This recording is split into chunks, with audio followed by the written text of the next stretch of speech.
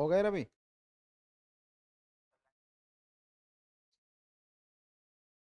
Just 1 minute.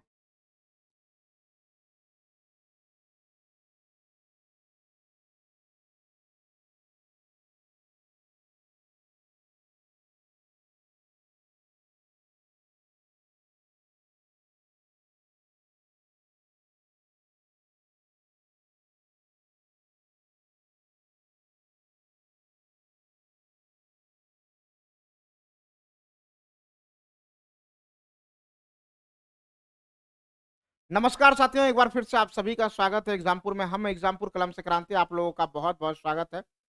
सारे लोग जल्दी से जुड़ जाइए। जित- जितने भी मेरे प्यारे साथी हैं जो डेली क्लास करते हैं, सारे लोग जल्दी से जुड़ जाइए। और आज का सेशन बहुत ही बेहतरीन सेशन होने वाला है। वो सेशन जो होगा वो हीट एंड टेम्परेचर का। आज जो हम लोग टॉपिक डिस्कस करने वाले हैं, हीट एंड टेम्परेचर। सबसे पहले हम लोग समझेंगे हीट क्या है, फिर समझेंगे टेम्परेचर क्या है। ये दोनों को समझेंगे। तो पूरे ध्यान से चीजों को, एक एक पॉइंट को समझिएगा। बहुत ही बेहतरीन टॉपिक है, बहुत ही इंपॉर्टेंट टॉपिक है। इस टॉपिक का बहुत ही इंपॉर्टेंस है। तो पूरे अच्छे तरीके से इसे समझने का प्रयास करेंगे। एक एक चीजों को आप देखेंगे तो ठीक है। तो हम लोग थोड़ा ज्यादा बात नहीं करेंगे, चीजों को समझने का कोशिश करेंगे। थोड़ा कमेंट पर ध्यान कम देंगे, आपके डाउट्स को बस क्लियर करेंगे। ओके, तो चलिए हम लोग स्टार्ट करते हैं। तो यहाँ जो हम लोग टॉपिक अभी डिस्कस कर रहे हैं वो है हीट एंड टेम्परेचर। क्या है? हीट एंड टेम्परेचर है। तो हीट एंड टेम्परेचर में उष्मा तथा ताप में क्या अंतर है? सबसे पहला टॉपिक जो हम लोग डिस्कस करेंगे कि difference between heat and temperature. उष्मा और ताप में क्या अंतर है? इस अंतर को, बहुत लोगों को लगता है कि जो हीट है वही टेम्परेचर है। उष्मा और ताप में अंतर को समझेंगे। हीट और टेम्परेचर में क्या अंतर है? क्या अंतर है? जरा सा देखिए। जैसे हम बता रहे हैं पानी और पानी का स्तर।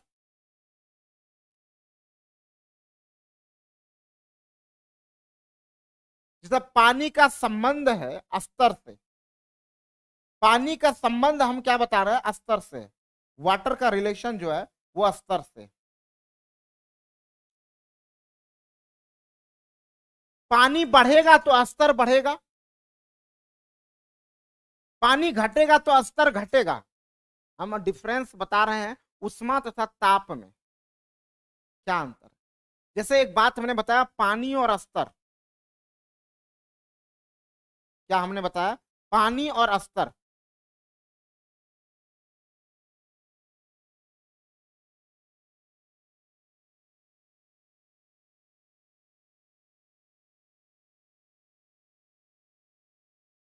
जिस प्रकार पानी का संबंध जो है स्तर से है, उसी प्रकार उष्मा का संबंध ताप से है। कोई भी फालतू बात हम आज नहीं करेंगे, क्योंकि फिजिक्स में बहुत सारे हमारे पढ़ने वाले साथी हैं जिनको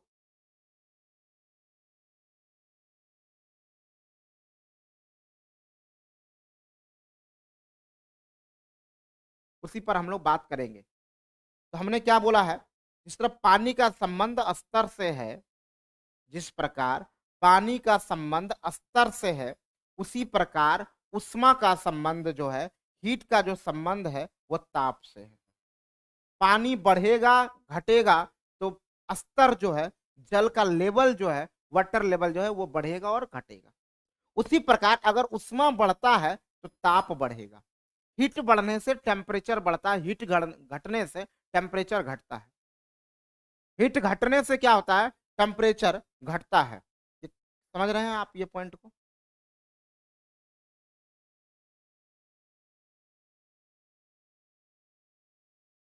सभी चीज हमें दिख रहा है, समझ में आ रहा है कि नहीं? सारे पॉइंट्स हमको दिख रहे हैं पूरे प्रॉपर वे में, जितने भी आप। ओके, तो हम लोग चलते हैं आगे के पॉइंट में। आगे के पॉइंट में हम लोग चलते हैं। जैसे देखिए, आप बोला उष्मा और ताप।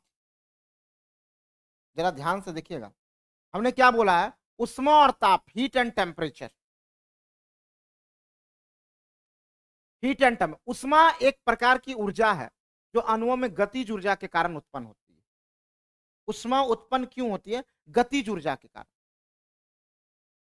घर्षण आपने ऐसे किया होगा ठंड के मौसम में, और जितना ज्यादा गतिज ऊर्जा होगी हीट उतना ही उत्पन्न होगा। तो उष्मा क्या है? उष्मा जो है एक प्रकार की ऊर्जा है। हमने क्या बताया? ये एक प्रकार की ऊर्जा है। उष्मा जो है साहब, ये एक प्रकार का आपका क्या है? ऊर्जा है सर। उष्मा एक प्रकार की ऊर्जा है जो अणुओं में गतिज ऊर्जा के कारण उत्पन्न होता है। तो हीट एंड टेम्परेचर में अभी आपको अंतर और भी अच्छे तरीके से हम समझाएंगे। तो हमने क्या बताया यहाँ पे ध्यान से देखिए, उष्मा एक प्रकार की ऊर्जा है। उष्मा क्या है? एक प्रकार की ऊर्जा है जो अणुओं की गतिज ऊर्जा के कारण उत्पन्न होती है। जो अणुओं की गतिज ऊर्जा के कारण उत्पन्न होती है, गतिज ऊर्जा के कारण उत्पन्न होती है। नेक्स्ट पॉइंट, ताप में अंतर के कारण उष्मा का प्रवाह होता है। हमने आपको पहले भी कई चीजों के बारे में हमने आपको समझाया है। हमने क्या बोला है, जरा मैं एक बार, जस्ट 1 मिनट वेट डियर, मैं एक बार देख लेता हूं किसी को दिक्कत तो नहीं हो रही है।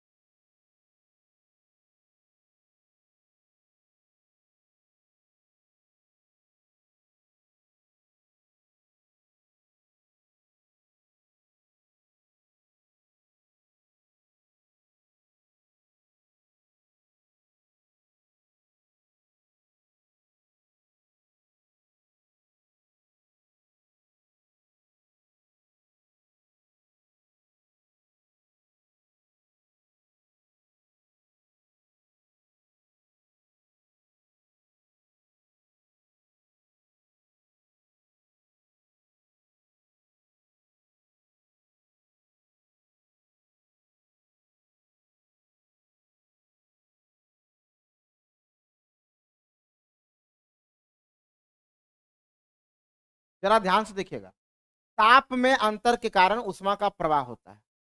हमने क्या बोला है? ताप में अंतर के कारण उष्मा का प्रवाह होता है। आपको 2-3 इंपॉर्टेंट बात हमने पहले भी पढ़ाया है।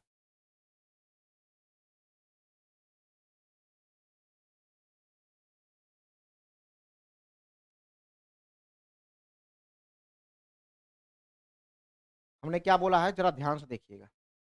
ताप में अंतर के कारण उष्मा का प्रवाह होता है। ताप में अंतर के कारण क्या होता है? उष्मा का प्रवाह होता है।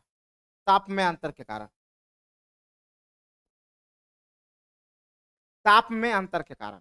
अब हमने बताया था कि हीट जो ट्रांसफर होता है वो अगर ताप में अंतर नहीं होगा, हीट ट्रांसफर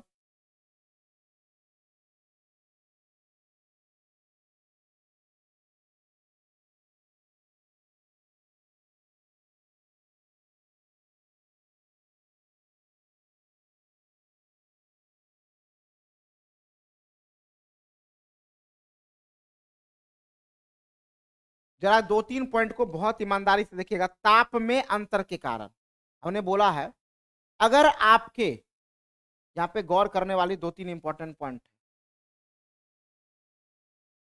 क्या क्या।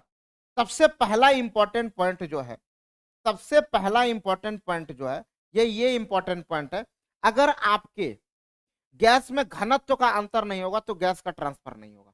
अगर पोटेंशियल डिफरेंस होगा, अगर पोटेंशियल डिफरेंस नहीं होगा, पोटेंशियल विभव अंतर नहीं होगा, विभव में अंतर नहीं होगा तो धारा का प्रवाह नहीं होगा। उसी प्रकार अगर ताप में अंतर के कारण ही उष्मा का प्रवाह होता है, ताप में ही अंतर के कारण उष्मा का, जैसे ऑब्जेक्ट 1 से लेकर ऑब्जेक्ट 2 तक हीट तभी ट्रांसफर होगा जब इसका ताप कम होगा, इसका ताप इससे ज्यादा होगा, तो ज्यादा से कम की तरफ जाता है। हीट जो है, हीट जो है वो जो है ऑब्जेक्ट 1 से लेकर ऑब्जेक्ट 2 तक जाएगा। क्यों? क्योंकि ऑब्जेक्ट 2 का जो टेम्परेचर है वो 1 की अपेक्षा कम है।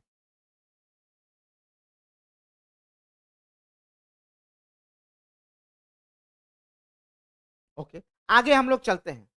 एक सवाल आपसे नॉर्मली बन सकता है, ये पूछा जा सकता है। सवाल क्या है, जरा ध्यान से देखिए।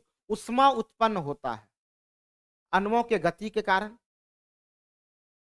उष्मा जो उत्पन्न होता है, हमने क्या बोला, उष्मा उत्पन्न होता है, उष्मा उत्पन्न होता है, उत्पन्न होता है अणुओं के गति के कारण, अणुओं के गतिज ऊर्जा के कारण, या कंपन के कारण, या नॉट, किसके कारण हो? तो उष्मा जो उत्पन्न होता है,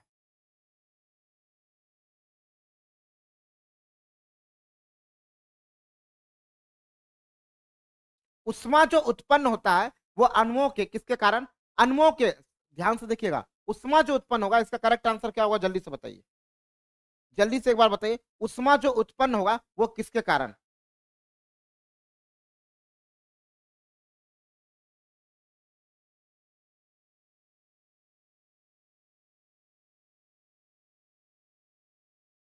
जस्ट 1 मिनट डियर।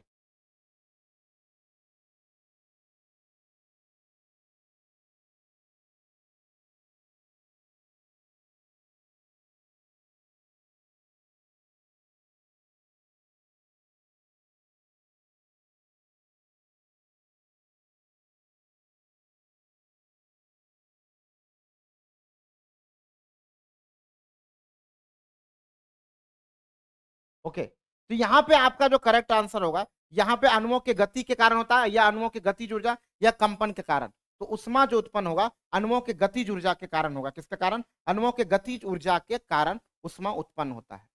किसके कारण? अणुओं के गतिज ऊर्जा के कारण उष्मा उत्पन्न होता है। यह आपको बहुत अच्छे तरीके से समझ में आ गया होगा। ओके, नेक्स्ट पॉइंट के ऊपर हम लोग चलते हैं, अगले पॉइंट की तरफ हम लोग चलते हैं। अगला पॉइंट आपका क्या है?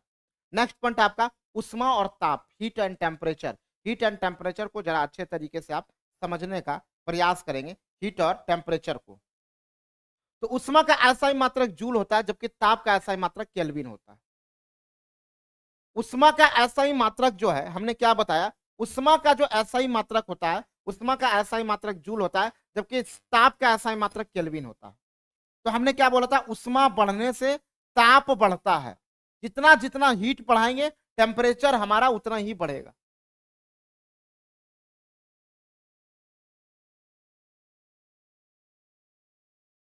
तो उष्मा का एसआई मात्रक जूल होगा, उष्मा का एसआई मात्रक क्या होगा, जूल होगा। और सीजीएस पद्धति में उष्मा का जो मात्रक होगा, सीजीएस पद्धति में जो उष्मा का मात्रक होगा वो कैलोरी होगा।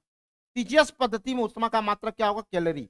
तो दो चीज ध्यान रखिएगा, अगर उष्मा को हम बढ़ाएंगे, अगर हीट को हम बढ़ाएंगे, तभी हमारा टेम्परेचर बढ़ेगा। हीट बढ़ने से टेम्परेचर बढ़ता है, जैसे जल बढ़ने से, वाटर बढ़ने से वाटर लेवल बढ़ता है, उसी तरह से हीट बढ़ने पर टेम्परेचर बढ़ता है।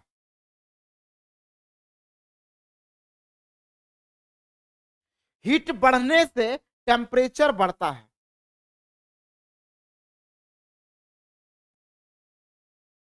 हीट बढ़ने से क्या होता है, हीट बढ़ने से जो है वो टेम्परेचर बढ़ता है।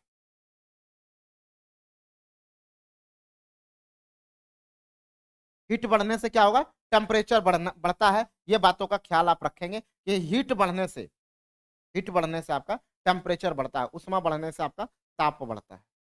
और उष्मा घटेगा ताप घटेगा। तो ये जो ताप है, ये जो टेम्परेचर है, डिपेंड किस पे करता है, हीट के ऊपर डिपेंड करता है। समझ में आ रहा है ना? उष्मा का एसआई मात्रक जूल हो गया, उष्मा का एसआई मात्रक जूल, और ताप का एसआई मात्रक केल्विन होता है। तो उष्मा का मात्रक पूछ रहा है तब आप जूल करेंगे, और ताप का एसआई मात्रक पूछेगा तो केल्विन करेंगे। और सीजीएस मात्रक में इसको सेल्सियस में रिप्रेजेंट करते हैं, और उष्मा को हम लोग सीजीएस मात्रक में जो है कैलोरी में रिप्रेजेंट करते हैं। ये दोनों चीज आप बहुत अच्छे से समझ गए होंगे, उष्मा और ताप में क्या अंतर है।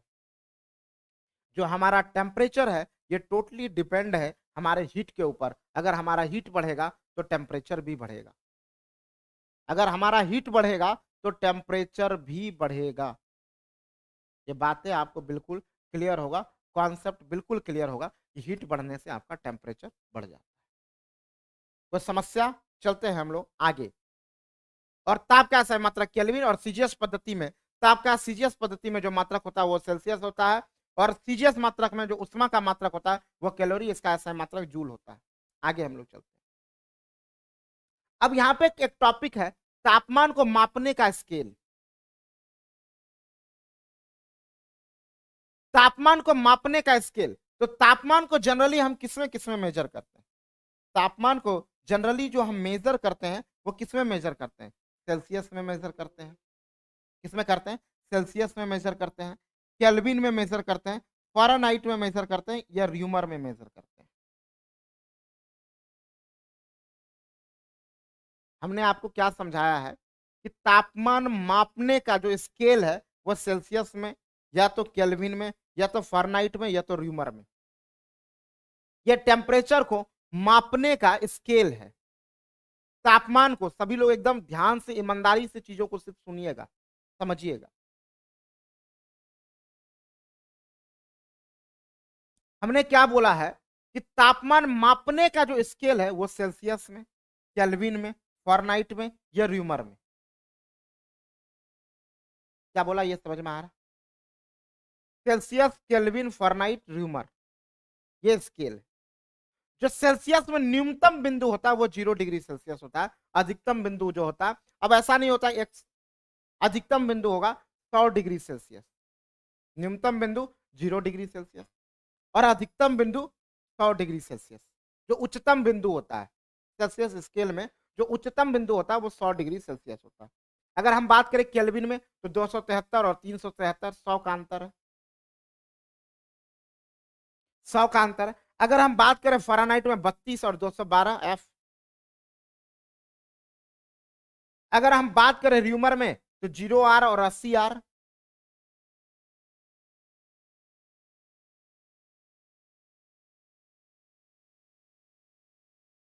जीरो आर और 80 R,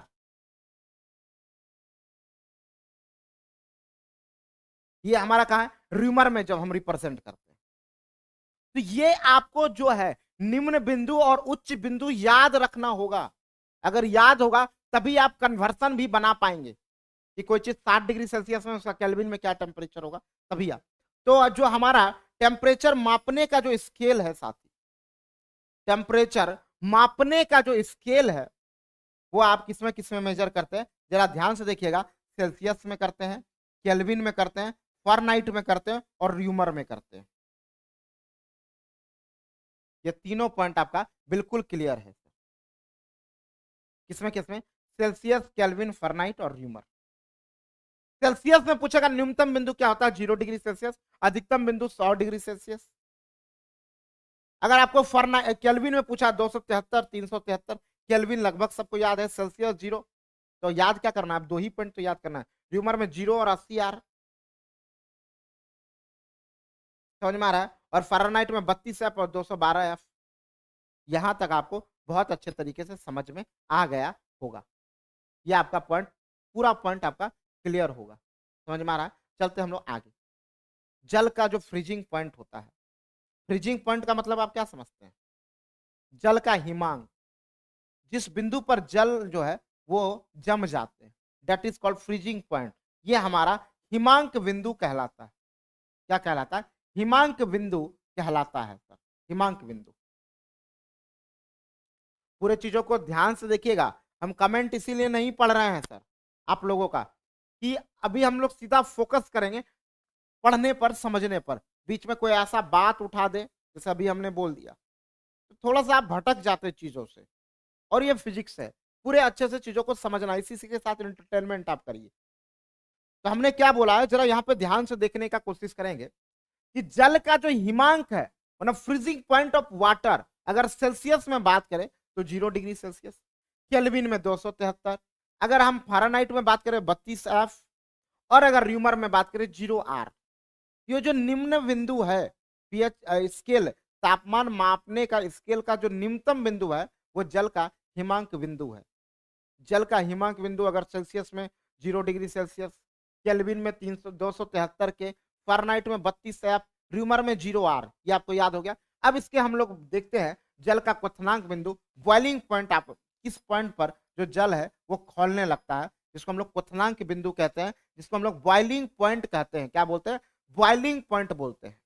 तो बॉइलिंग पॉइंट के संबंध में देखें तो 100 डिग्री सेल्सियस पर जल खौलता है, ये आपको पता है। 373 के, 212 फ़ारेनहाइट और र्यूमर में 80 R। ये जो टेम्परेचर है यहाँ पे जरा ध्यान से देखिएगा, नॉर्मली जस्ट 1 मिनट यार, थोड़ा हम पीछे चलते हैं। ये जो आप देख रहे हैं ये सब सेम टेम्परेचर है। ये जो आप देख रहे हैं सर, ये जो आप देख पा रहे हैं ये सब सेम टेम्परेचर, ये सब जो है वो सेम टेम्परेचर सब 0 डिग्री सेल्सियस, 273 के, 32 फ़ारेनहाइट, ये 0 रीमर, ये सारे सेम टेम्परेचर है। और ये सारे भी 100 डिग्री सेल्सियस, 373 के, 212 F, 80 र्यूमर, ये सारे सेम टेम्परेचर है। ये सब जो टेम्परेचर है वो सेम है। तो ये आपको याद हो गया ना सभी लोगों को, ये जरूर आपको याद रखना ही होगा।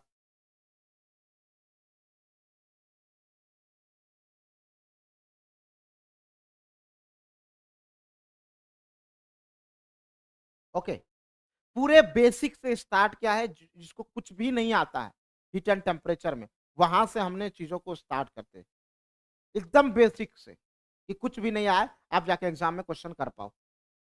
और इससे भी कई लोग क्वेश्चन नहीं कर पाते। अब जैसे यहाँ पे एक बात क्या है, एक बात क्या है जरा सा देखिएगा, एक कन्वर्सन को आप थोड़ा समझ लीजिए। नॉर्मली यहाँ पे देखेंगे कि अगर हम किसी चीज को सेल्सियस से केल्विन में बदलते हैं, या केल्विन से फ़ारेनहाइट में बदलते हैं, फ़ारेनहाइट से र्यूमर में बदलते हैं, समझ में आ रहा है, तो ये इस तरह का फॉर्मूले का हम लोग इस्तेमाल करते हैं। इसमें क्या है जरा देखिए, जैसे एक सवाल है कि 60 डिग्री सेल्सियस को केल्विन में बदले, 60 डिग्री सेल्सियस को केल्विन में बदलें। यहाँ पे क्या क्वेश्चन है जरा ध्यान से देखिएगा। 60 डिग्री सेल्सियस है, सेल्सियस में दिया गया है, उसको हम लोग केल्विन में बदले। तो यहाँ सूत्र क्या कहता है कि जो वैल्यू दिया गया है उसके बाद आपका न्यूनतम बिंदु। तो वैल्यू क्या दिया गया, सेल्सियस में आपका दिया गया, ये किस में दिया गया, सेल्सियस में। तो 60 डिग्री सेल्सियस को देखिएगा, समझिएगा, हमको केल्विन में बदलना है, यहां तक के चीजों को हमको ध्यान में रखना है। तो 60 डिग्री सेल्सियस को, ये हो गया जो वैल्यू दिया गया 60 डिग्री सेल्सियस को। अब माइनस, तो न्यूनतम बिंदु कितना होगा, सेल्सियस का न्यूनतम बिंदु 0 डिग्री सेल्सियस, बटा उच्चतम बिंदु कितना होगा, उच्चतम बिंदु कितना होगा 100 डिग्री सेल्सियस, माइनस न्यूनतम डिग्री, न्यूनतम जो दिया गया 0 डिग्री सेल्सियस। हमने यहाँ पे क्या किया, जो वैल्यू दिया गया था वो वैल्यू हमने लिखा, माइनस न्यूनतम बिंदु, अधिकतम बिंदु, और नीचे होता है न्यूनतम बिंदु। सब में देखिएगा, अधिकतम बिंदु माइनस न्यूनतम बिंदु, अधिकतम बिंदु माइनस न्यूनतम, अधिकतम माइनस न्यूनतम। ये आपको समझ में आ रहा है सर।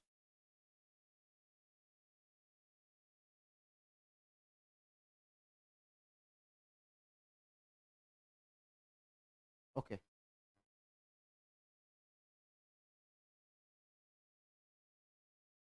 अब यहाँ पे हम लोग चलते हैं, उसके बाद आपका क्या, इक्वल टू हमने लगा दिया, हम इक्वल टू लगा दिया। अब हमें केल्विन में चेंज करना है, तो के, इसके हमें वैल्यू तो यही निकालना है ना के का, माइनस न्यूनतम बिंदु क्या है 273 के, बटा अधिकतम बिंदु 373, 373 माइनस 273, हमने के नहीं लिखा है अभी सब, 273। अब जरा इसका सॉल्यूशन करते हैं, तो सॉल्यूशन करेंगे 60 माइनस 0, थोड़ा सा हम सेल्सियस नहीं लिख रहे हैं, जरा ध्यान से देखिएगा, 100 इक्वल टू हमारा क्या होगा, के माइनस 273 बटा यहाँ पे आएगा 100, और ये क्यों आएगा 100, ये 373 में 273 को घटाएंगे और 100 आपका कट जाएगा। तो के इक्वल टू हमारा क्या आ जाएगा, के बराबर हमारा क्या आ जाएगा सर, 273 प्लस 60, मतलब 300, के इक्वल टू आ जाएगा 333 के, 333 के आ जाएगा।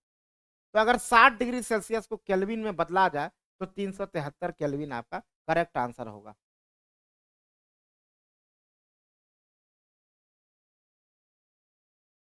बात समझ में आ रहा है। तो ये आपको समझ में आना चाहिए कि सेल्सियस से हम लोग केल्विन में कैसे चेंज किए, सेल्सियस से हमने केल्विन में इसको कैसे चेंज किया, तो ये आपको समझ में आ गया होगा। इसमें आपको आपको न्यूनतम बिंदु और अधिकतम बिंदु जरूर याद रखना होगा। न्यूनतम बिंदु और अधिकतम बिंदु, जो आपका पीएच स्केल है, सॉरी पीएच स्केल कर रहे हैं, जो आपका तापमान मापने का स्केल है, उसमें सेल्सियस का न्यूनतम बिंदु क्या है, 0 डिग्री सेल्सियस, अधिकतम बिंदु क्या है, 100 डिग्री सेल्सियस। केल्विन में अगर देखा जाए, केल्विन में अगर देखा जाए न्यूनतम बिंदु 273 के है, अधिकतम बिंदु 373 के है, समझ में आ रहा है ना। और आपका अगर फ़ारेनहाइट में देखा जाए तो 32 F है। न्यूनतम बिंदु फ़ारेनहाइट में क्या होता है 32 F, और अधिकतम होता है 212 F। अगर आपका र्यूमर में देखा जाए तो 0R और 80R। रैंकिंग में देखा जाए, रैंकिंग में देखा जाए 492 से 672। तो ये आपको ध्यान में रखना ही होगा।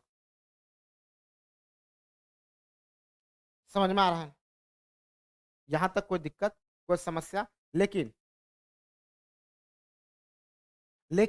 आपको ये पॉइंट, न्यूनतम बिंदु जो है स्केल का और उच्चतम बिंदु जो है, ये आपको याद होना चाहिए। हीट और टेम्परेचर में आपने अंतर को समझ लिया, तो उष्मा और ताप में क्या अंतर है? उष्मा बढ़ाने से ताप आपका जो है बढ़ता है। आगे चलते हैं, नेक्स्ट पॉइंट में अब हम लोग चलते हैं सीधा। तो ये आपको ध्यान में रखना, उष्मा और ताप में। तो हीट बढ़ने से आपका क्या होता है? टेम्परेचर बढ़ता है। अब हम जो बात कर रहे हैं, जरा ध्यान से देखिएगा,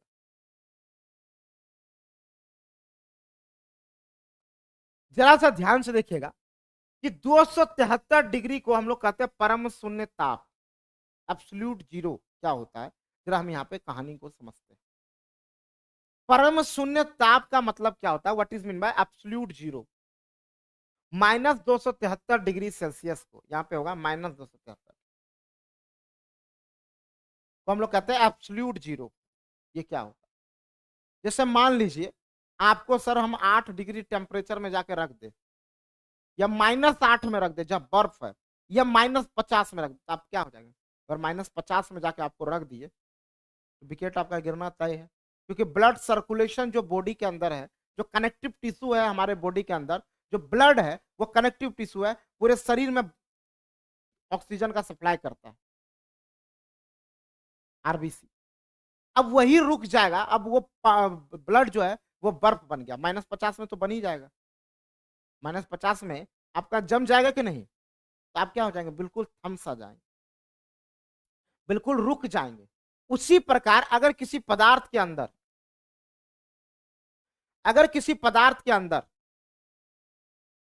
-273 में रखा जाए किसी पदार्थ को, या उस टेम्परेचर में चला जाए, इसके अंदर की जो गतिज ऊर्जा होती है वो रुक जाती है।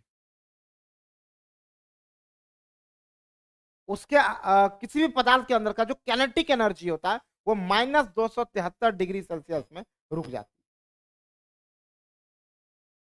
पूरी क्लास को प्रॉपर वे में सभी लोगों को मैं कहता हूं डेली। बहुत लोगों के साथ समस्या है कि फिजिक्स समझ में नहीं आ रहा। तो फिजिक्स का मात्र एक ही मूल मंत्र है, शुरू से लेक्चर को देखिए पूरा प्रॉपर वे में, पूरा प्रॉपर वे में पूरे लेक्चर को आप देखिए। तो एब्सोल्यूट जीरो का वैल्यू आपके एग्जाम में पूछा जाता है कि परम शून्य तापमान का मान अगर सेल्सियस में पूछेगा तो -273 डिग्री सेल्सियस। अगर आपसे फारेनहाइट में पूछेगा तो -459.67 डिग्री फारेनहाइट होगा। अगर आपसे केल्विन में पूछा जाए तो 0K होगा। अगर आपसे केल्विन में पूछा जाए तो 0K होगा। सेल्सियस में -273, और फारेनहाइट में जो होगा -459.67 डिग्री फारेनहाइट होगा।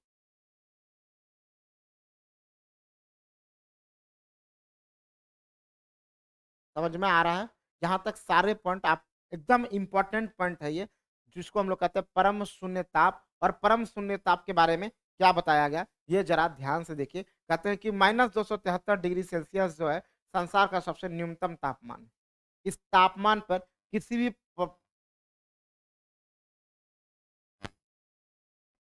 -273 डिग्री सेल्सियस जो होता है संसार का सबसे न्यूनतम ताप होता है, सबसे कम ताप, इससे कम ताप संभव नहीं है। ये दोनों पॉइंट आप समझ गए होंगे। What is mean by absolute zero?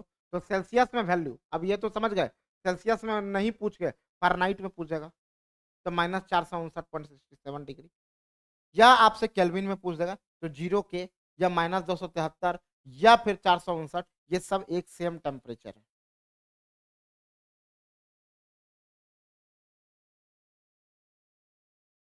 यहां तक सारा प्रॉब्लम आपका क्लियर हो चुका होगा। हम पूरी तरह से कोशिश करेंगे आपको कोई तरह का डाउट ही ना हो। अगला चीज हम लोग देखते हैं कि उष्मा का जो ट्रांसफर होता है, जरा ध्यान से देखिए, हीट ट्रांसफर के जो है 3 तरीके से स्थानांतरित किए जाते हैं। हीट ट्रांसफर के जो है 3 प्रोसेस हैं। जैसे आप परिवहन में देखते हैं, जल परिवहन है, वायु परिवहन है, वो भी परिवहन, सड़क परिवहन है, रेल परिवहन है, और भी परिवहन में आप आजकल देखते होंगे पाइपलाइन भी लगा दिया गया है, वहां से भी तेल का सप्लाई, वो भी एक परिवहन में ही काउंट होता है।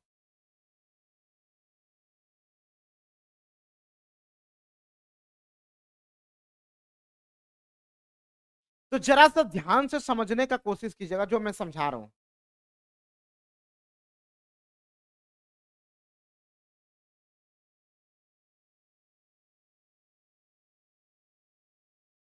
मैं क्या समझा रहा हूं, जरा ध्यान देखिए। हीट ट्रांसफर करने के 3 प्रोसेस हैं। हीट ट्रांसफर करने के 3 प्रोसेस हैं, 3 तरीके हैं जिससे हमारा एक हीट का जो है ट्रांसफर होता है। एक हमारा कन्वेक्शन है, दूसरा आपका कंडक्शन है, और तीसरा आपका रेडिएशन है, जिसको हिंदी में कहते हैं हम विकिरण विधि द्वारा। ये तीनों जो है काफी इंपॉर्टेंट चीज है।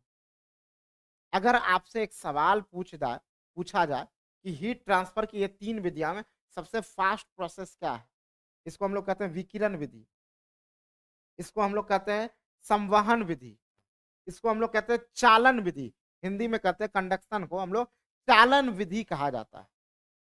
क्या बोलते हैं हम लोग इसे? चालन विधि कहते हैं। अब जरा सा अब जरा सा इसमें ध्यान से देखिए। रेडिएशन सबसे फास्ट विधि जो होता है हीट ट्रांसफर का, वो पहला नंबर में ये आता है, दूसरा आपका कन्वेक्शन होता है, और तीसरा आपका कंडक्शन कंडक्शन होता है। तो हीट ट्रांसफर का सबसे फास्ट प्रोसेस क्या है? रेडिएशन।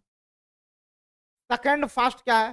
कन्वेक्शन। और थर्ड वन क्या है? कंडक्शन।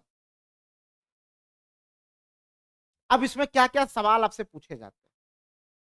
पहला सवाल आपसे यह पूछा जाता है कि जो पृथ्वी, हमारे सूर्य प्रकाश से जो पृथ्वी गर्म होता है, वो किस विधि द्वारा? रेडिएशन विधि के द्वारा, या कंडक्शन विधि के द्वारा, या कन्वेक्शन विधि के द्वारा?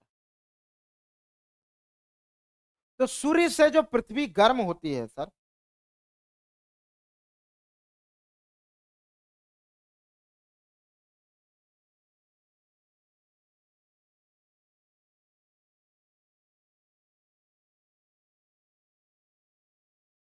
चलिए जरा ध्यान से देखिए। हमने बोला है सूर्य से जो हमारा पृथ्वी गर्म होता है वो रेडिएशन विधि द्वारा। कौन सी विधि के द्वारा? Radiation process. जैसे आप देखते होंगे, हम आग जलाते हैं और दूर दूर में ही खड़ा होते हैं, आग जला के हम दूर में ही खड़ा है तो भी हमको गर्मी लगना स्टार्ट हो जाता है, तो भी हमें गर्मी लगना स्टार्ट होता है। इस प्रोसेस को हम लोग कहते हैं रेडिएशन प्रोसेस। इस विधि को हम लोग कहते हैं रेडिएशन विधि कहते हैं। और उष्मा ट्रांसफर हीट होने का सबसे बिना टच किए हुए हमें गर्मी लगने लगता है, इसको हम लोग रेडिएशन। और हीट ट्रांसफर का सबसे फास्ट विधि है विकिरण विधि, जिसको हम लोग हिंदी में, अंग्रेजी में कहते हैं रेडिएशन प्रोसेस।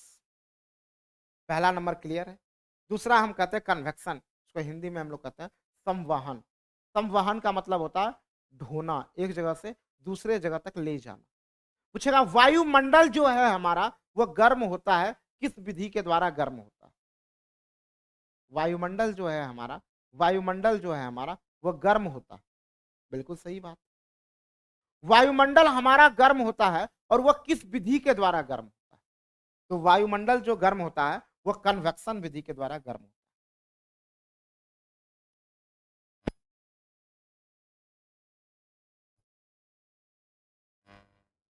वायुमंडल जो हमारा गर्म होता है वह कन्वेक्शन विधि के द्वारा गर्म होता है, संवहन विधि के द्वारा। अब इसमें पानी गर्म होना, वायुमंडल गर्म होना, ये सारे चीज संवहन विधि द्वारा। हीट ट्रांसफर होने का दूसरा फास्टेस्ट प्रोसेस यही है, कन्वेक्शन। इसमें क्या होता है? संवहन, एक दो पार्टिकल्स गर्म हुए, वो धीरे धीरे घूम के पूरे वायुमंडल को या पूरे पानी को, एक दो मॉलिक्यूल्स गर्म हुए पानी के, सारे पानी को गर्म कर दिया। ये हीट ट्रांसफर होने का दूसरा प्रोसेस है। और तीसरा प्रोसेस अगर देखा जाए वो है कंडक्शन, जिसको हम लोग चालन विधि कहते हैं। और जैसे लोहे को हम ऐसे आग में लगा रहे हैं, धीरे धीरे धीरे धीरे बेचारा गर्म होगा। इस विधि को हम लोग कहते हैं कंडक्शन प्रोसेस। और हीट ट्रांसफर होने का सबसे स्लो प्रोसेस जो होता है वो कंडक्शन होता है। तो हीट कितने तरह से ट्रांसफर होते हैं? 3 विधि द्वारा, रेडिएशन, कंडक्शन, कन्वेक्शन। आप समझ गए होंगे। तो बहुत अच्छे तरीके से आप इस पॉइंट को समझ गए होंगे। ओके,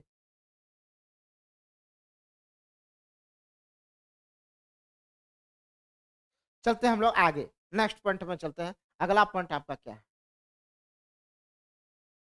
अब एक हमारा रेडिएशन। रेडिएशन आपको समझ में आ गया होगा, ये डिफिनेशन है, आपके पास चले जाएगा पीडीएफ। डिफिनेशन को आप अच्छे तरीके से, विकिरण ऊर्जा का वह प्रकार है जिसके अंतराल में यात्रा करते समय तरंग जैसा वेव करता है। ये तरंग जैसा वेव करता है। और उष्मा संचरण की सबसे तीव्र विधियां क्या है? विकिरण, जिसको हम लोग रेडिएशन को हिंदी में विकिरण कहते हैं। आपने ये तो पढ़ लिया, मैंने आपको समझा दिया रेडिएशन प्रोसेस क्या है। ओके, इसका डेफिनेशन पीडीएफ में जाएंगे, आप इसको अच्छे से कर लेंगे। उष्मा संचरण की सबसे तीव्र विधि विकिरण है। Radiation is the fastest method of heat transmission. Heat transfer करने की सबसे फास्ट प्रोसेस है। विकिरण ऊर्जा का वह प्रकार है जिसके अंतराल में यात्रा करते समय तरंग जैसा व्यवहार करता है। तरंग जैसा ये व्यवहार करता है। समझ में आ रहा है ना? अगले पॉइंट में चलते हैं, नेक्स्ट पॉइंट। अगला पॉइंट आपका क्या है? अगला पॉइंट अगर देखा जाए तो यहाँ पे फिर आपका क्या है, जरा ध्यान से देखिएगा, जरा ध्यान से देखिएगा। विकिरण, रेडिएशन आपको समझ में आ गया। सूर्य की उष्मा पृथ्वी तक पहुंचती है विकिरण के विधि द्वारा। वो रेडिएशन में ही हमने बताया था कि सूर्य की उष्मा जो पृथ्वी तक पहुंचता है वो रेडिएशन प्रोसेस के द्वारा, या पानी जो गर्म होता है वो संवहन विधि द्वारा।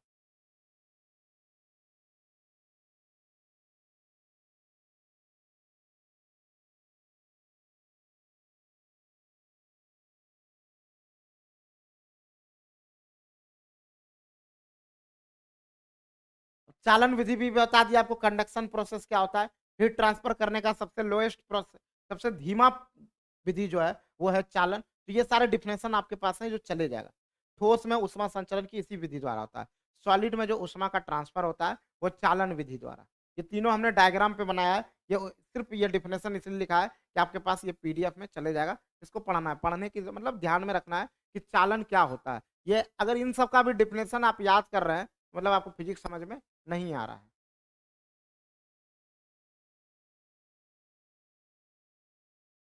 Okay, next question. यह उष्मा संचरण की सबसे धीमी धीमी प्रोसेस है। धीमी गति, सबसे धीरे धीरे उष्मा ट्रांसफर होता है इसमें चालन विधि में। चालन के बाद आपका मैंने संवहन बताया था, कंडक्शन बताया था। संवहन आपको समझ में आ गया होगा। संवहन, चालन की तुलना में इसमें उष्मा संचरण अधिक तेजी से होता है। तो दूसरा नंबर में आपका संवहन ये आता है। रेडिएशन आपको समझ में आ गया। अब हम लोग चलते हैं ब्लैक बॉडी के बारे में। यहां तक आपको बस 3 प्रोसेस को हमने अभी तक आपके बीच रखा है कि हीट जो ट्रांसफर होते हैं वो 3 तरीके से होते हैं, रेडिएशन, कन्वेक्शन और कंडक्शन। ये तीनों आपको चल समझ में आ गया होगा। चालन विधि, विकिरण विधि और संवहन विधि। संवहन विधि में एक दूसरे को जाकर टच करता है और गर्म होता है। रेडिएशन, पृथ्वी जो गर्म होता है रेडिएशन विधि के द्वारा, और जो सॉलिड गर्म होता है वो चालन विधि के द्वारा गर्म होती है।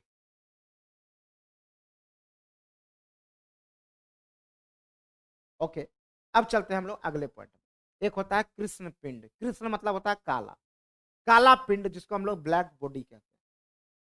क्या बोलते हैं? ब्लैक बॉडी कहते हैं। अब जरा हमें ध्यान से समझने की जरूरत है। अब जरा हमें ध्यान से समझने की जरूरत है साहब। वैसा पिंड जो लगभग सारे उष्मा विकिरणों को अवशोषित कर लेता है उसे कृष्ण पिंड कहा जाता है। देखिए एक बात है, जो आप गर्मी के दिनों में काला कपड़ा क्यों नहीं पहनते, ये आपने बहुत बार बचपन में पढ़ा ही होगा। क्योंकि काला जो होता है वो उष्मा का अच्छा अवशोषक होता है।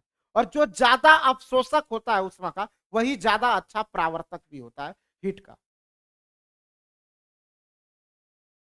जो जितना अच्छा अवशोषक होता है उष्मा का, वो उतना ही अच्छा प्रावर्तक होता है। किसका? हीट का। वो उतना ही अच्छा प्रावर्तक होता है उष्मा का। जो जितना ज्यादा अच्छा अवशोषक होता है वो उतना ही अच्छा प्रावर्तक होता है।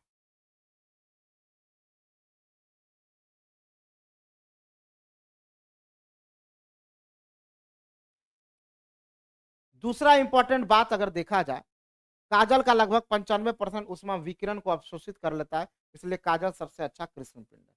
सबसे अच्छा ब्लैक पॉइंट, ब्लैक बॉडी माना जाता है काजल को। काला आदमी सारे उष्मा विकिरण को अवशोषित कर लेता है, इसीलिए उसे अधिक गर्मी लगती है।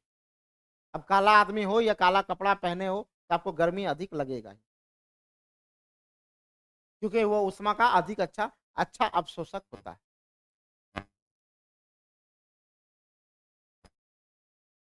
The black man absorb all the heat radiation to get the more heat. आपने देखा होगा भारत में,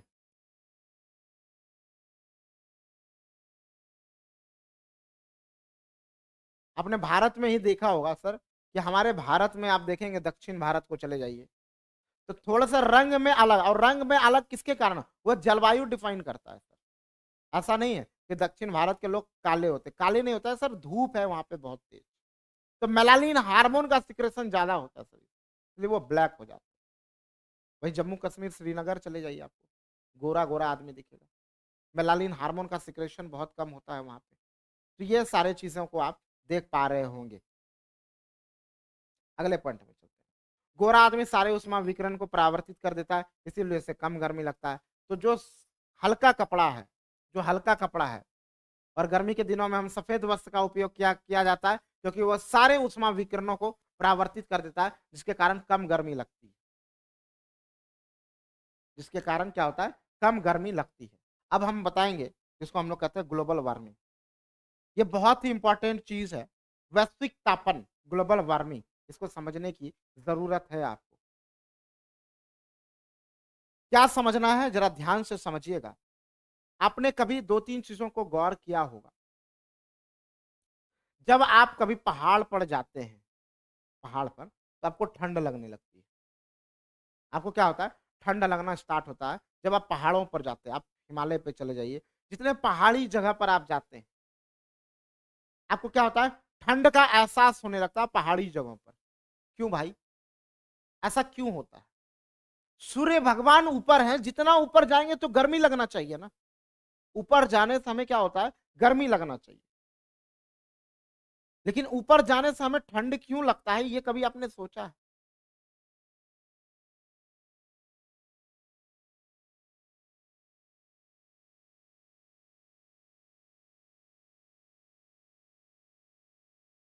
देखिए, सूर्य से जो किरणें निकलती है वो दो प्रकार की किरणें होते हैं। सूर्य से एक ही प्रकार की किरणें निकलती है।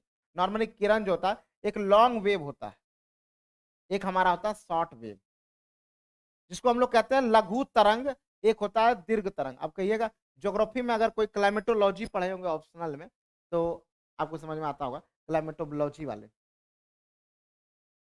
ये पढ़ा जाता है लॉन्ग वेव और शॉर्ट वेव। तो लघु तरंग जो है, हमारे सूर्य से जो तरंगे निकलती है वो लघु तरंग होती है। एकदम ध्यान से समझिए। तो लघु तरंग जब आती है सर वायुमंडल में, ये किसी से भी, धूल कण किसी से नहीं टकराती, कहीं पे कोई टकराना नहीं, ये सीधा लघु तरंग आता है, पृथ्वी से डायरेक्ट अटैक करता है। कहाँ, पृथ्वी पर। और इसको वायुमंडल में किसी धूल कण किसी चीज से भी नहीं टकराता है, ये डायरेक्ट आके यहाँ पे पृथ्वी की सतह से टकराती है, लघु तरंग। तो सूर्य से निकलने वाली जो तरंगे हैं ये लघु तरंग है, और लघु तरंग वायुमंडल में कहीं नहीं टकराएगा। जब कहीं नहीं टकराएगा तो वायुमंडल गर्म ही नहीं होगा।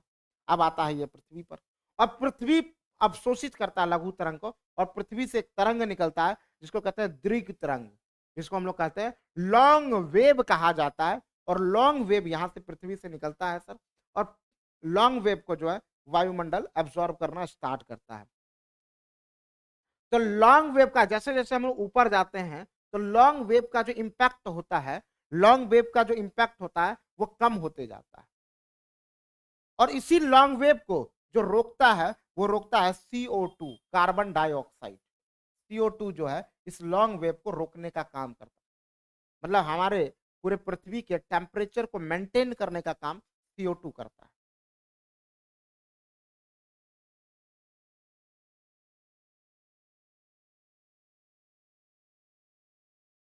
कौन करता है, CO2 करता है। अब ये आपको समझ में आ गया होगा कि पृथ्वी पर जब हम ऊपर जाते हैं तो हमें ठंडा क्यों लगता है, क्योंकि सूर्य से आने वाली किरणें लघु तरंगे है, और जमीन से नीचे से तो सबसे ज्यादा गर्मी आपको पृथ्वी की सतह पर, और जैसे जैसे ऊपर जाते हैं लॉन्ग वेव का इम्पैक्ट जो है कम होते रहता है और हमको ठंडा लगता है, इसलिए पहाड़ों पर ऊपर में आप देखे होंगे बर्फ जमा रहता है। हिमालय के रेंज में जाइए, कई ऊंचे वाले रेंज पर 5,000, 8,000, 10,000 फीट पर आपको बर्फ दिखने लगेगा। क्यों? क्योंकि वहाँ पे जो लॉन्ग वेव है उसका इम्पैक्ट बहुत कम है। अब हम बात करते हैं CO2, जिसको ग्रीन हाउस गैस कहता है। हमारे पृथ्वी के लिए बहुत इंपॉर्टेंट है CO2। कार्बन डाइऑक्साइड जो है वो पॉल्यूशन नहीं करता, पहला चीज दिमाग में सेट। कार्बन डाइऑक्साइड जो है वो पॉल्यूशन नहीं फैलाता है, वो क्या करता है पूरे हमारे पृथ्वी के टेम्परेचर को कंट्रोल करता है। अब CO2 की मात्रा ज्यादा बढ़ जाए, CO2 तो वो ज्यादा लॉन्ग वेव को रोक पाएगा, और ज्यादा लॉन्ग वेव रुकेगा तो पूरा पृथ्वी गर्म होगा। तो CO2 की मात्रा बढ़ने पर पूरा पृथ्वी गर्म होता है, जिसको हम लोग ग्लोबल वार्मिंग कहते हैं। क्या कहते हैं? ग्लोबल वार्मिंग कहते हैं। और जब अगर CO2 की मात्रा घट जाएगा तो पृथ्वी कम रोकेगी लॉन्ग वेव को, तो इस पर ठंड ज्यादा लगेगा। तो CO2 एक ऐसा गैस है जिसकी मात्रा बढ़ने से भी खतरा और जिसकी मात्रा कम होने से भी खतरा है, दोनों में खतरा है। तो खतरा खतरा बहुत है खतरा किससे? CO2। तो CO2 जो है वो पॉल्यूशन नहीं करता है, ये बात आप जरूर ध्यान में रखेंगे।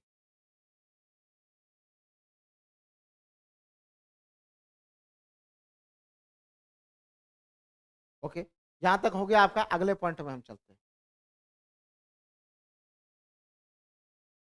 तो यहाँ पे ग्लोबल वार्मिंग क्या होता है आपको समझ में आ गया। वैश्विक तापन, ग्लोबल वार्मिंग, और इसके लिए जिम्मेदार कौन है? तो पृथ्वी पर तापमान का बहुत अधिक बढ़ना या धीरे धीरे बढ़ना ग्लोबल वार्मिंग कहलाता है।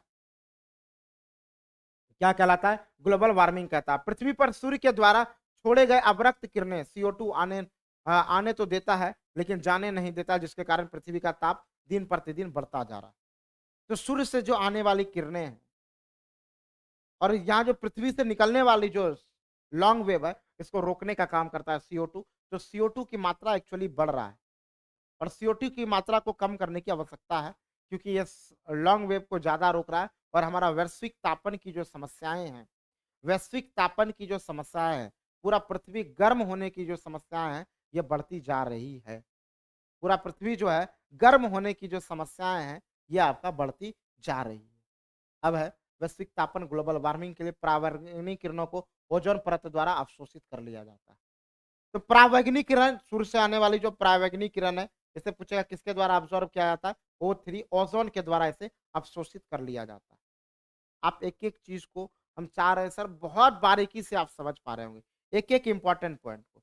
CFC द्वारा ओजोन परत का नाश हो रहा है, क्लोरोफ्लो जो कि AC तथा रेफ्रिजरेटर से नहीं निकलती है। ये सारे क्वेश्चंस तो आपको पहले से ही पता होगा। क्लोरोफ्लोरोकार्बन जो कि इम्पैक्ट, जिसका प्रभाव हमारे किस पर होता है? ओजोन पर होता है। किस पर होता है? ओजोन पर। और ओजोन क्या करता है? परावैंगनी किरणों को अब्जॉर्व करता है। परावैंगनी किरण क्या है?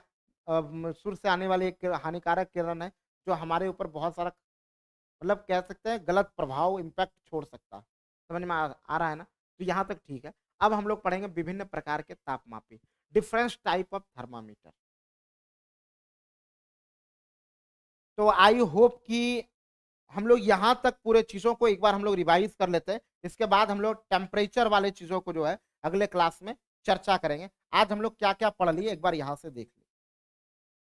एक बार यहाँ से हम लोग 5-7 मिनट का रिवीजन लेंगे, हमने क्या क्या पढ़ा आज।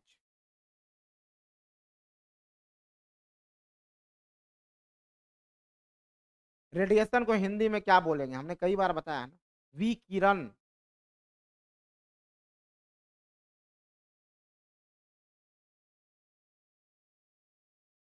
समझ में आ रहा है कि नहीं?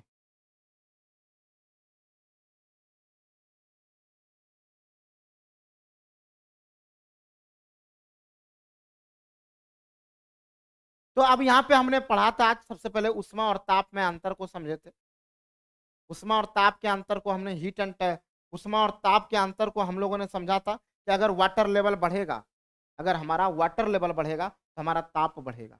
वाटर लेवल बढ़ने से हमारा तापमान बढ़ता है। सॉरी, एक जैसे आपका वाटर बढ़ेगा तो लेवल बढ़ेगा, उसी तरह उष्मा बढ़ने से आपका तापमान बढ़ेगा। ये हमने आज पढ़ा था। दूसरा चीज हमने क्या पढ़ा? उष्मा और ताप में अंतर आपको समझ में आ गया था। उष्मा का ऐसा ही मात्रक जूल होता है, ताप का ऐसा ही मात्रक केल्विन होता है, सीजियस मात्रक सेल्सियस होता है। इसका जो सीजियस मात्रक होता है वो कैलोरी होता है। ये भी मैंने आपको समझा दिया गया था। ताप मापने का जो स्केल है, ताप मापने का जो स्केल है, इसमें हमने बताया था कि हम सेल्सियस में मापते हैं, केल्विन, फ़ारेनहाइट और र्यूमर। कम से कम ये चारों स्केल को, रैंकिन को याद नहीं भी रखते हैं तो ये चारों स्केल का जो न्यूनतम बिंदु है और उच्चतम बिंदु है, इसको आप जरूर याद रखिए, ये चारों पॉइंट का। तो यहाँ पे आप देखेंगे जो सेल्सियस का न्यूनतम बिंदु है वो 0 डिग्री सेल्सियस, केल्विन का 273, फ़ारेनहाइट का 32 F और र्यूमर का 0 R। और हम डेली बोलते हैं सर पूरे फिजिक्स के क्लास को प्रॉपर शुरू से लेकर लास्ट तक, और जितने रिलेवेंट कमेंट होंगे बस वही हम पढ़ेंगे, कि 10 दिन 15 दिन 20 दिन में फिजिक्स खत्म नहीं होता है। हम उतना टॉपिक आपको करा रहे हैं जो एकदम इंपॉर्टेंट हो, आप अच्छे से समझ पा रहे हैं, पूरे अच्छे तरीके से कर पा रहे हैं, तो उस चीजों को आपको ध्यान में रखना होगा। समझ में आ रही है कि नहीं बात? और उच्चतम बिंदु आपका 100 डिग्री सेल्सियस, 373 के, 212 F और र्यूमर में 80 R। ये आपको अच्छे तरीके से समझ में आ गया होगा। जल का हिमांक, फ्रीजिंग पॉइंट क्या है, वाटर का फ्रीजिंग पॉइंट आपको मैंने समझा दिया था। जल का हिमांक बिंदु क्या है, जल का हिमांक बिंदु, जल का फ्रीजिंग पॉइंट हमने आपको बता दिया कि जो न्यूनतम बिंदु है स्केल का, जैसे 0 डिग्री सेल्सियस, 273, 32 F, 0 र्यूमर, यह हिमांक बिंदु है। ठीक है, अगला चीज हमने बताया था जल का बॉइलिंग पॉइंट क्या है, तो 100 डिग्री सेल्सियस, केल्विन में 373 और फ़ारेनहाइट में 212, जो अधिकतम बिंदु मान है स्केल का, वो आपका बॉइलिंग पॉइंट हो जाता है जल का। ये हमने सूत्र बता दिया था। सूत्र में कुछ नहीं करना है सर, जो आपको दिया गया है, जैसे यहाँ पे आपको दिया गया था 60 डिग्री सेल्सियस, आपको यहाँ पे मान लो सर, आपको एक क्वेश्चन हमें बता रहा हूँ, जरा और ध्यान से देख लीजिए। अगर आपको केल्विन से बदलना हो फ़ारेनहाइट में तो आप बदल सकते हैं। केल्विन का जो मान दिया गया उसको लिख दो, बाकी सेम चीज को लिख दो और इसका कैलकुलेशन कर दो, ये फ़ारेनहाइट में चले जाएगा। कुछ नहीं करना। सेल्सियस से हम केल्विन में किए तो यहाँ पे सिर्फ 60 लिखा और कुछ नहीं लिखा, बस यहाँ पे 60 लिख दिए और इस पूरे चीज का कंक्लूजन कर दिए, हमारा आंसर आ गया। अब किसी चीज को सेल्सियस से फ़ारेनहाइट में चेंज करना है तो ये लिखो फिर बाद में ये लिख दो। समझ में आ रहा है ना? यहाँ जो वैल्यू दिया गया है उसका न्यूनतम मान, अधिकतम मान माइनस न्यूनतम मान, अगर इसको र्यूमर में बदलना है, ये पॉइंट लिख के उसके बराबर में ये लिख दो, तो आप इसको वैल्यू पुट करके अच्छे तरीके से कर सकते हैं। ओके, नेक्स्ट पॉइंट हमने क्या बताया था, पीएच स्केल, ये आपको समझ में आ गया। उष्मा और ताप, हीट एंड टेम्परेचर आपको अच्छे तरीके से समझ में आ गया होगा। उष्मा और ताप में, और न्यूनतम एब्सोल्यूट जीरो के बारे में आपको मैंने बताया था। एब्सोल्यूट जीरो में आपको याद रखना है -273 के, और केल्विन में 0 के, फ़ारेनहाइट में हमने बताया था। ये पॉइंट याद रखना है, भूलने की संभावना ज्यादा रहती है। समझ में आ रहा है? तो हमने क्या बताया, केल्विन में अगर देखेंगे तो 0 के होगा, सेल्सियस में देखेंगे -273.15 सेल्सियस, और फ़ारेनहाइट में देखेंगे -459.67 डिग्री फ़ारेनहाइट। ये तीनों पॉइंट भी आपको याद रखना होगा। उसके बाद मैंने बताया हीट ट्रांसफर की ये 3 विधियां हैं, रेडिएशन विधि, कंडक्शन और कन्वेक्शन। सबसे फास्ट प्रोसेस जो है हीट ट्रांसफर करने के, सबसे जो स्पीड प्रोसेस है, सबसे फास्ट प्रोसेस है, वो है हमारा रेडिएशन। हीट ट्रांसफर होने का सबसे फास्ट प्रोसेस आपका रेडिएशन है। सेकंड नंबर में आपका कन्वेक्शन आता है, सेकंड नंबर में आपका कन्वेक्शन होता है, थर्ड नंबर में जो है आपका कंडक्शन होता है, थर्ड नंबर जो है ये आपका कंडक्शन होता है। ठीक है, बहुत जल्दी आपका फिजिक्स स्टार्ट होगा, सॉरी समाप्त हो जाएगा, आपको टेंशन लेने की जरूरत नहीं है। आज आपका सेशन यहीं तक रहेगा, फिर हम लोग मिलते हैं नेक्स्ट क्लास में। Okay, bye bye, take care, जय हिंद, जय भारत। फिर हम लोग मिलते हैं अगले क्लास में।